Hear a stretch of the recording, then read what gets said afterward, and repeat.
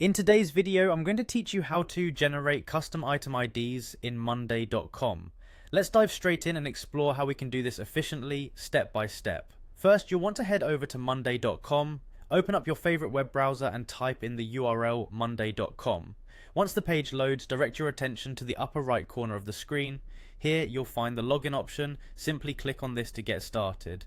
Now you have the choice to either sign in with your Google account or manually enter the email address you plan to use. If you choose the Google sign in, look for your email address on the prompted list and select it. Once you're logged in, you'll be greeted with your dashboard.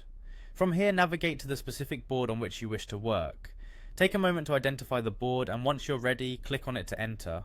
Next, to add a new column, focus on the last column on your board. Here you'll see a plus sign. Give it a click, which takes you to another menu.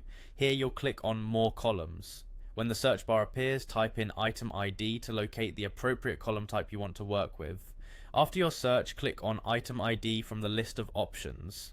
With the new item ID column added, it's time to customize it to fit your needs. To do this, look for a small three-dotted icon right beside the column name. That's where you'll click to pull up more settings options. As you click on it, you'll see a list of options. Select Settings from this list.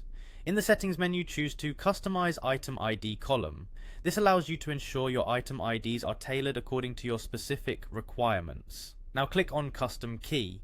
This action is where the magic happens, as it lets you define exactly how your custom ID will appear. Under the Prefix section, enter the custom item ID you desire for your tasks. This part lets you create a unique identifier, making it easier to organize and manage your data.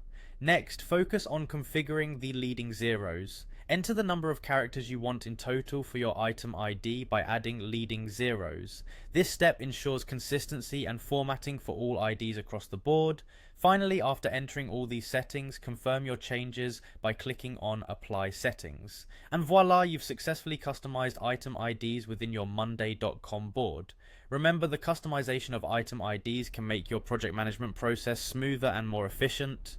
Plan your prefixes thoughtfully and configure the length to suit your needs best. That's it for today's tutorial. I hope you found this useful and are now ready to customize your own item IDs. Thanks for watching and happy organizing.